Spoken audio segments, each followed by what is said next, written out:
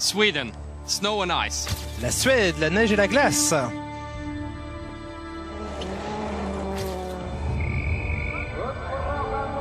Welcome to my playground. Bienvenue sur mon terrain de jeu. C'est le message que vous livre Mats Østberg. Et soyez les bienvenus tout simplement sur Sport Plus pour vivre les meilleurs moments de cette deuxième journée du Rallye de Suède. Deuxième épreuve du championnat du monde des rallyes 2014, championnat du monde que vous vivez bien évidemment sur les antennes du groupe Canal+, sur Sport Plus évidemment. La neige est au rendez-vous en Suède. C'est le seul rallye des 13 épreuves au programme à se dérouler dans ces conditions. 3 semaines après le rallye Monte-Carlo remporté par Sébastien Ogier, eh bien, les pilotes du championnat du monde des rallyes ont donc rendez-vous un peu plus au nord, du côté de Karlstad, autour de Karlstad et au nord de la ville. Agforce sera l'un des points de ralliement entre les spéciales. Une première journée dominée hier par Sébastien Ogier, le champion du monde en titre et vainqueur, je vous le disais, du premier rallye de la saison. Et puis la Suède, terre de rallye bien sûr, terre des Scandinaves, même si 2 hommes dans l'histoire, 2 non-scandinaves se sont imposés, Sébastien Loeb et Sébastien Ogier l'an dernier. Hier, le Français, je vous le disais, a dominé et pourtant il ouvrait la piste.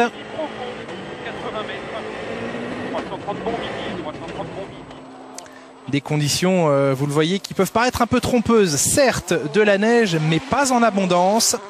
Un sol, eh bien, pour le moins réchauffé, ou en tout cas très peu de glace et très peu de neige au sol.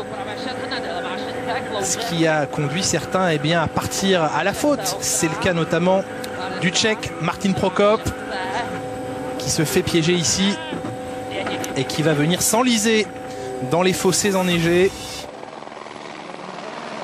au volant de sa Ford Fiesta WRC. Petite erreur mais lourde de conséquences, beaucoup de temps perdu ici pour le pilote de la Ford, et il faudra eh bien, la force et la vigueur de nombreux spectateurs présents qui vont être mal récompensés, vous le voyez.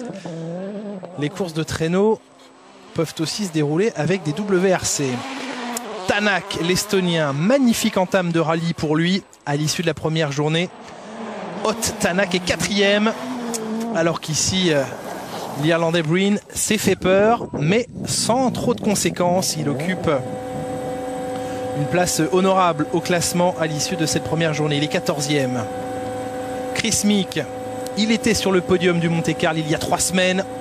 Eh bien, vous voyez que sur la neige, la glace, je prends beaucoup de plaisir, nous dit-il. Je n'ai jamais pris autant de plaisir dans ma combinaison Citroën. Juho Hänninen remplace sur ce rallye Dani Sordo au volant de la toute nouvelle Hyundai. Le Finlandais sera chargé d'épauler Thierry Neuville. Et puis l'armada Volkswagen est bien sûr au rendez-vous. Ogier, vous l'avez vu il y a quelques instants, Mikkelsen, le Norvégien, tentera de briller sur un rallye quasi à domicile pour lui. Il faut savoir que le rallye de Suède emprunte brièvement quelques pistes norvégiennes le long de la frontière. Vous savez, quand il y a autant de Norvégiens qui viennent vous supporter devant votre famille, vos amis, bien sûr que vous avez envie de bien faire. Et pour l'instant, il est second de ce rallye à l'issue de la première journée. Sébastien Ogier a donc fait le travail, comme on dit. Pas d'erreur commise sur les 7 premières spéciales de ce rallye et 5 secondes 8 d'avance hier soir sur Andreas Mikkelsen et son coéquipier Jari-Matti Latvala. Les 3 Volkswagen aux 3 premières places de ce rallye. On retrouve plus loin Mikko Hirvonen qui peine en ce début de saison, tout comme Thierry Neuville, le chef de file de chez Hyundai, qui peine à trouver ses marques dans ce rallye. Deuxième journée, même si vous apercevez le chiffre 3, il faut rappeler qu'il y a une super spéciale mercredi soir, mais deuxième vraie journée de rallye avec au programme 118 km. Un petit peu moins, 117 km de spéciale. Et on se retrouve au parc d'assistance dans le clan Hyundai. ou les voitures de Juho Hänninen et Thierry Neuville. Deuxième journée du rallye de Suède. C'est une journée que vous n'aviez pas vue au Monte-Carlo. Oui, bien sûr, c'est très plaisant d'être ici après les problèmes que nous avons connus hier sur la voiture. Tout va bien aujourd'hui. Nous avons vécu de belles spéciales. On a pu en profiter pleinement. Comment vous restez concentré, appliqué? Vous savez, je pense que notre équipe est habituée à cela. L'année dernière, nous avons passé toute l'année à travailler dur, du matin au soir, à l'atelier, également au Monte-Carlo. Et nous sommes habitués à cela désormais. Oui, ce sera un petit peu plus difficile aujourd'hui qu'hier. Il a plu et ce sera un petit peu plus difficile dans les conditions. Nous sommes un team important, mais nous n'avons pas encore le pouvoir d'agir sur la météo, nous dit Juho Hänninen à l'entame donc de cette deuxième grosse journée de compétition et de la spéciale numéro 8. Et petit souvenir de 2013 ici avec le tonneau spectaculaire. Mikko Hirvonen était parti en tonneau au volant de la DS3. Mauvais souvenir à oublier. En tout cas, concentration maximum au départ de cette 8e spéciale. La première du jour, 15 km au programme. Et l'on suit ici la mise en action de Thierry Neuville. 70 mètres, droite 90 sur le Porto. 80 mètres, sommet droite 80, pas corde, 120 mètres. Sommet droite 80, pas corde, 120 mètres. Sommet en gauche 70 moins 3. En gauche 70 moins 3. On a cassé un truc. Ouais. Pause. Vous l'avez entendu, on a cassé un truc. 60 mètres, gauche 40 plus. La Hyundai de Thierry Neuville qui a percuté, on l'a entendu, hein, le bruit très singulier, il a percuté une roche tout simplement. Obligé évidemment de se garer pour constater, on revoit et on écoute l'impact. Et c'est ici, hein, à la corde, à l'intérieur du virage, que Thierry Neuville a percuté une pierre. Et vous allez voir au classement d'ici quelques instants qu'il va perdre très gros. Mikko Hirvonen, on le retrouve, je vous le disais. Début de saison compliqué pour le revenant chez Ford. Il a quitté Citroën pour revenir dans son équipe maison, sa famille pour ainsi dire. Mais une entame de championnat compliquée. Hirvonen qui avait même dû abandonner il y a 3 semaines, hein, dans la toute dernière spéciale du Turini au Monte-Carlo, après le Turini exactement. Remplacé par cet homme, Mats Østberg, le Norvégien, nouvel arrivant chez Citroën mais qui a encore beaucoup à prouver. Et on en profite, hein, pour découvrir l'état des pistes en cette deuxième journée. Vous constatez beaucoup plus de gravier, de terre que véritablement de neige ou de glace. Il fait pour le moins tiède, on va dire. En tout cas, il ne fait pas suffisamment froid. On flirte entre 0 et 2 degrés. Pas suffisant pour permettre à ces pneus cloutés de bien fonctionner.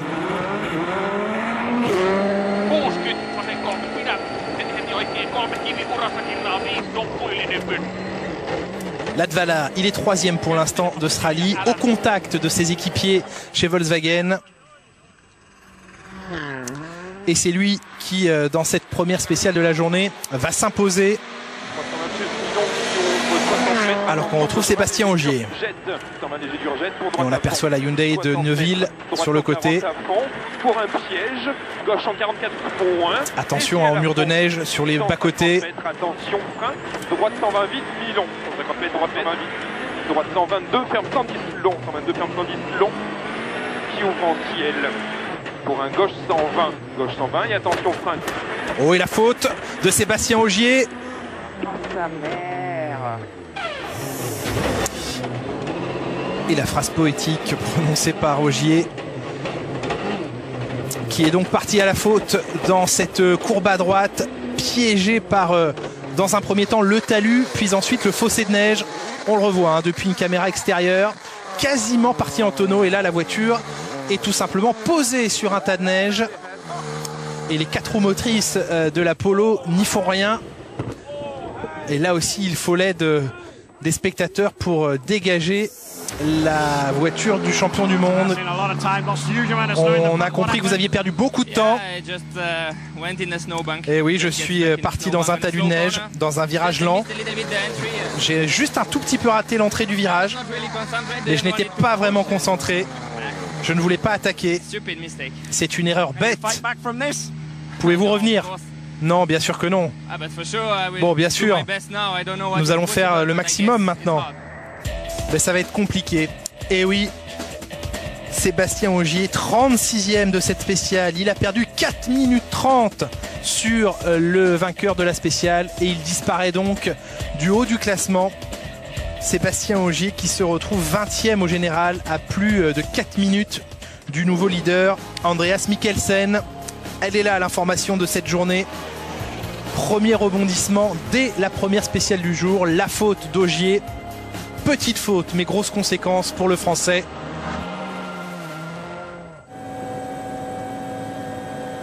Et c'est évidemment un petit peu le choc dans le clan Volkswagen, même si les coéquipiers d'Ogier restent pour l'instant aux commandes de ce rallye. Les Mexicains qui se sont sans doute perdus. En tout cas, l'ambiance est à la fête sur les routes suédoises. On va retrouver, eh bien, on va se concentrer sur une portion de la deuxième spéciale du jour, la 9e de ce rallye, entre le kilomètre 11 et le kilomètre 12. On va pouvoir, eh bien, comparer les temps sur ce kilomètre 200. Et c'est Mats Østberg que l'on retrouve.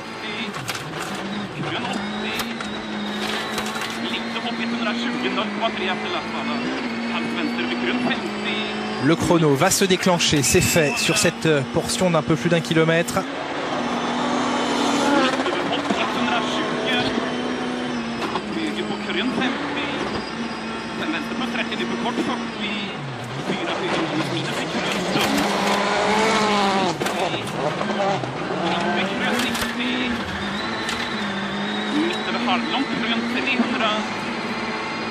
Et vous le constatez, le terrain assez abîmé par les différents passages. Chaque pilote passera à 2 reprises sur chacune des spéciales.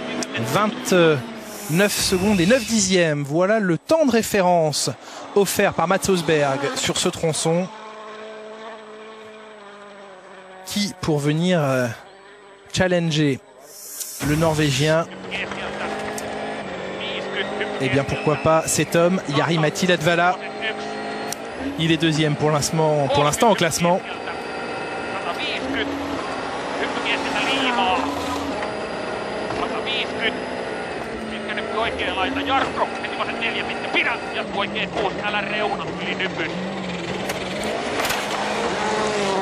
Latvala qui connaît évidemment ses routes par cœur. Il a remporté déjà à 2 reprises ce rallye en 2008. Puis en 2012.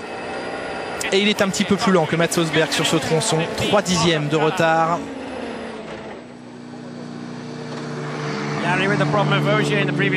On a vu que Ogier avait eu des problèmes sur l'étape précédente. Vous attaquez fort. Oui, c'est une grosse bataille pour l'instant et je l'apprécie énormément. La voiture est vraiment agréable à conduire. Mais Andreas, mon coéquipier, eh bien, attaque très fort aussi. Mais on fait du bon travail pour l'instant tous ensemble. Et nous sommes dans la bataille. Bataille donc interne chez Volkswagen entre le leader du rallye, Mikkelsen, que vous découvrez ici, et Latvala. Ogier, le chef de file de la délégation allemande, est pour l'instant écarté de la bataille pour la victoire et même pour le podium. Latvala n'est pas parvenu à prendre l'avantage sur Østberg sur ce tronçon. Est-ce que Mikkelsen va pouvoir y parvenir?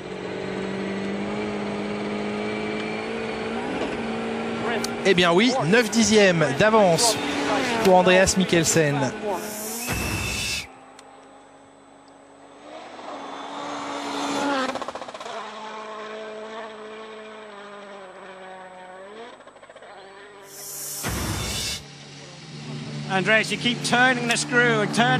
Andreas, vous continuez d'attaquer fort, de mettre la pression sur vos équipiers, notamment Latvala. Oui, nous avons chaussé de nouveaux pneus et je pense que c'était le bon choix à faire. On va voir à quel point on les abîme. Mais vous savez, ce rallye va se résumer principalement aux pneus. Voilà l'analyse d'Andreas Mikkelsen, leader donc de l'épreuve. 3 secondes 3 d'avance seulement sur son coéquipier Latvala.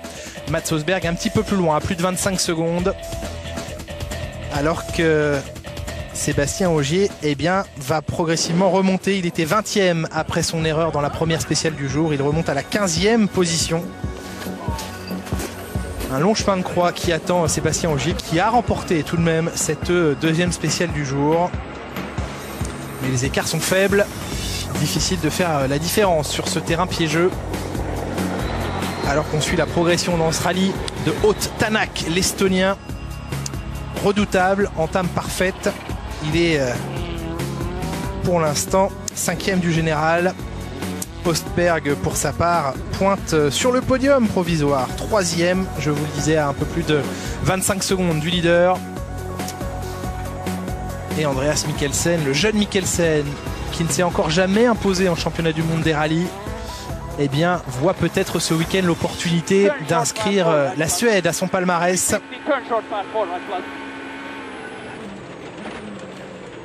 Vitesse vertigineuse, hein. Et attention à cette faute. Premier avertissement pour Andreas Mikkelsen, qui échappe de peu au même sort que son coéquipier Ogier, c'est-à-dire le plantage dans la neige. Est-ce que cela va se ressentir au chronomètre face à son coéquipier Latvala? Eh oui, le chrono défile et le temps perdu se chiffre à plusieurs secondes. 5 exactement pour Andreas Mikkelsen, qui préfère sourire de sa petite erreur dans cette 11e spéciale, et ce qui permet à Jari-Matti Latvala de prendre les commandes du rallye. Pas de consigne, vous le voyez, hein, chez Volkswagen, on laisse les pilotes maison batailler entre eux. Oui, c'est toujours agréable de se battre face à un coéquipier, nous dit Andreas Mikkelsen. Et mes coéquipiers font le bon travail, même si ce matin Sébastien est parti à la faute. Oui, c'est une grosse bataille, nous dit Jari-Matti Latvala. C'est intéressant comme situation. Andrea fait du très bon travail. Et j'aime cette bataille entre nous. Nous allons clairement dans la bonne direction, nous dit Mats Østberg. Je me sens de mieux en mieux avec la voiture. Les deux Volkswagen devant moi sont un petit peu trop rapides pour le moment. Et je ne suis pas encore capable d'atteindre leur vitesse. Honnête et lucide Mats Østberg, qui préfère ne pas commettre d'erreur. C'est ce qu'on a pu lui reprocher l'an dernier. À lui donc de prouver qu'il a mûri et appris de ses erreurs de 2013. Robert Kubica, il avait entamé la saison 2014 au Monte-Carlo il y a 3 semaines par 2 victoires de spécial. Malheureusement, il avait dû abandonner, et là, il part à la faute. Nouvelle erreur que l'on revoit depuis la caméra piégée, la réception d'un saut. Il a tenté de rester accéléré pour se sortir de ce mauvais pas, mais ça n'a pas fonctionné. Et là encore, il faut l'intervention de nombreux spectateurs pour permettre de dégager le Polonais. Dommage, ces petites erreurs qui gâchent un petit peu l'impression exceptionnelle que nous laisse Robert Kubica rallye après rallye. Juhaninen, là aussi, sur la seconde Hyundai. Il semble au bruit qu'il ait percuté quelque chose. Et oui, on a aperçu la pierre légèrement dissimulée dans ce virage à droite. Sanction immédiate et abandon pour Juhaninen, alors que Kubica parvient à repartir au moment où Mats Østberg arrive. Vous savez que les voitures de rallye s'élancent de minute en minute. Et là, Mats Østberg qui voit son pare-brise maculé de boue et de neige. Et heureusement, de manière très fair-play, Kubica s'écarte, même si ça provoque la colère de Mats Østberg, qui aurait préféré dépasser Kubica avant même que celui-ci ne reparte. Vous n'avez pas l'air très heureux là, Matt. Oui, Kubica est resté devant moi et a repris la piste juste devant moi dans la spéciale. Il allait doucement, c'est dommage. Et il a fallu attendre, nous dit-il, perdre du temps. Alors que Johanninen a arraché son demi-train avant, vous le constatez. Il nous explique ce qui s'est passé. J'ai heurté une pierre tout simplement à l'intérieur.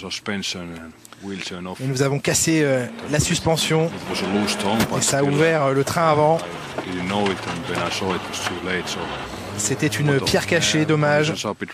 C'était trop tard pour la voir. Et j'aurais bien sûr préféré l'éviter. Après la 12e spéciale, le classement reste inchangé en tête de la course. Latvala, Mikkelsen, Østberg, voilà pour le podium provisoire.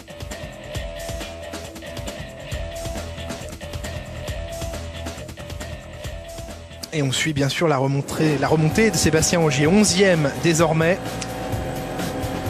qui enchaîne les victoires de spéciale. Il n'y a que Henning Solberg qui est parvenu à le devancer dans la 11e spéciale. Mais beaucoup trop de temps perdu dans la première spéciale de la journée. Allez, on jette un coup d'œil au WRC2, la 2e division si vous préférez du championnat du monde des rallyes. Al Rajhi, toujours leader dans la catégorie.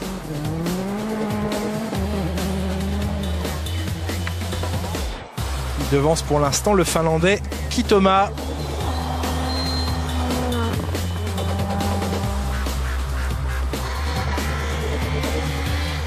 Alors que l'Estonien Kruda pointe pour l'instant à la 4e place de ce classement WRC2, qui nous offre là aussi de très belles images.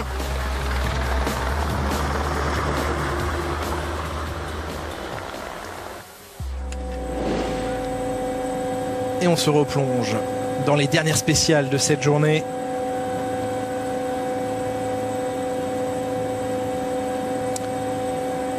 La 13e et la 14e spéciale. Il en restera 2 autres ensuite. Et on retrouve Robert Kubica, malheureux, dans les spéciales de la matinée. Sa Ford Fiesta qui porte encore quelques stigmates de son contact avec le mur de neige. 50 early 6 left, big stop 100, turn short, hairpin left narrow. And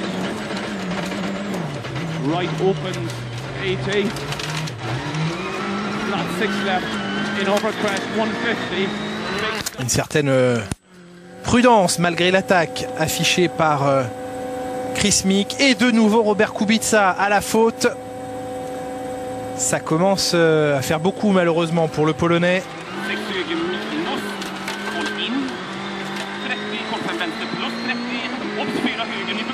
Alors que Mats Østberg arrive probablement sur les lieux de l'accident de Kubica. Et oui, vous apercevez, ouh là là là là, on est passé très proche de la catastrophe là. Parce qu'en tentant bien, de dégager la voiture de Kubica, les spectateurs se sont placés sur la piste. Est-ce que tout va bien ? Oui, j'ai eu une grosse frayeur avec un spectateur. Kubica était en dehors de la piste et j'ai bien failli heurter un spectateur. Ce n'était pas seulement la voiture qui se trouvait sur la piste, mais également des gens. C'est un petit peu fou. C'est vrai que là, on a eu très peur pour le spectateur qui a voulu certes aider Kubica, mais qui s'est mis dans une position dangereuse.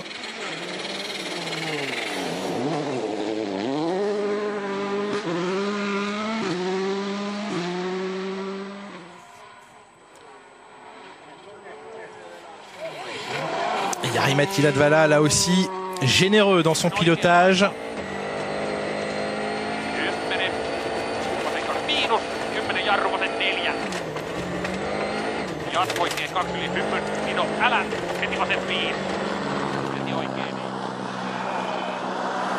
Mais Latvala qui joue la victoire dans ce rallye.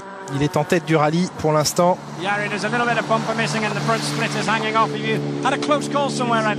Yari, quelques touchettes avec les murs. Comment ça se passe?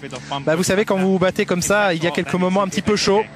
Il faut accepter d'en perdre un petit peu par endroit. Jari-Matti Latvala, toujours leader donc à l'issue de cette deuxième journée, avec 3 secondes 6 d'avance seulement sur Mikkelsen. La bagarre interne se poursuit chez Volkswagen pour notre plus grand plaisir. Il devance pour l'instant Mats Osberg et Mikko Hirvonen. Sébastien Ogier 9e à l'issue de cette deuxième journée. Votre rendez-vous rallye demain, ne le manquez pas, en direct sur Sport Plus pour vivre la 20e spéciale de ce rallye. Nicolas Bernardi sera à mes côtés, le pilote de rallye, pour commenter donc cette spéciale. 10h30 Sport Plus, c'est votre rendez-vous demain rallye sur les antennes de Canal.